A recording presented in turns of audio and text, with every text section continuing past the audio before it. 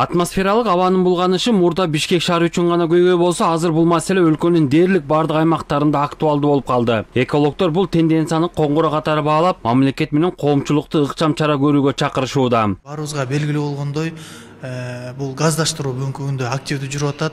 Бишкек шаарында бүгүнкү күндө 54 жаңы конушта газ түтүктөрү киргизилди.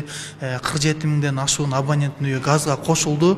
Анан биз өзүбүздүн болжолдуу бир эсептерди жүргүзүп көрсөк, ушул газдаштыруу менен эле бүгүнкү күнгө карата биз 90 миң тонна көмүрдү жагууну чектедик да. Биз минималдуу көрсөткүчтөрдү эсептеп чыктык. Ошончо көлөмдө көмүр бүгүнкү күндө толугу менен жагылбай калды да. Бул да колоссалдуу чыгындылар да, абага булгануучу заттардын ири көлөмдөгү чыгышы чектелди да, башкача айтканда.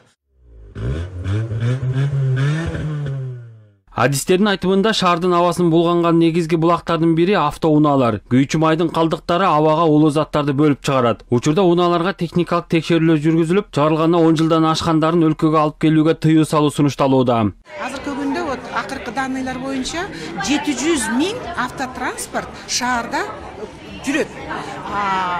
Ошондо бул алардын ыргыткан газдары ошол чөйрөнү булгап жатат.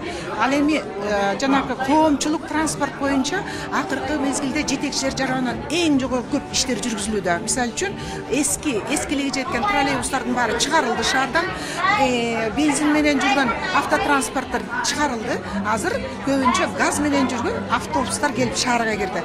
Бул болсо шаардын акыркы мезгилдеги абасынын жакшырышына чоң өбөлгө болду. Абанын сапатын жакшыртуу аракети көрүлүп жатканына карабастан, абадагы зыяндуу заттардын деңгээли жогору бойдон калууда. Бул болсо жарандардын ден соолугуна түздөн-түз коркунуч жаратып, таза абага болгон укугун бузууда. Маселе жогорку деңгээлде Министрлер кабинетинин төрагасынын орун басарынын катышуусундагы адам укуктары боюнча координациялык кеңештин жыйынында дагы көтөрүлдү.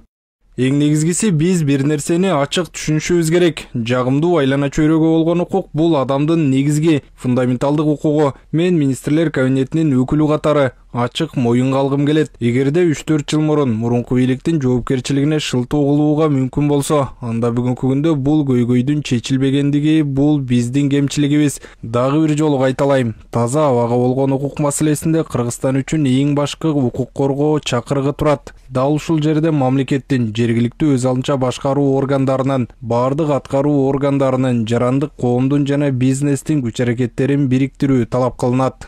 Кеңеште климаттын өзгөрүшүнө каршы чаралар жана жагымдуу айлана чөйрөгө болгон укуктун сакталышы боюнча мониторинг маселеси дагы талкууланды. Ошондой эле 2025-2027 жылдарга карата иш-чаралар планы бекитилди. Бул иш-чаралар Бириккен Улуттар уюмунун сунуштарынын негизинде ишке ашырылмакчы. Дүйшөн Шаршенбеков, Руслан Бараненко, ЛТР Бишкек.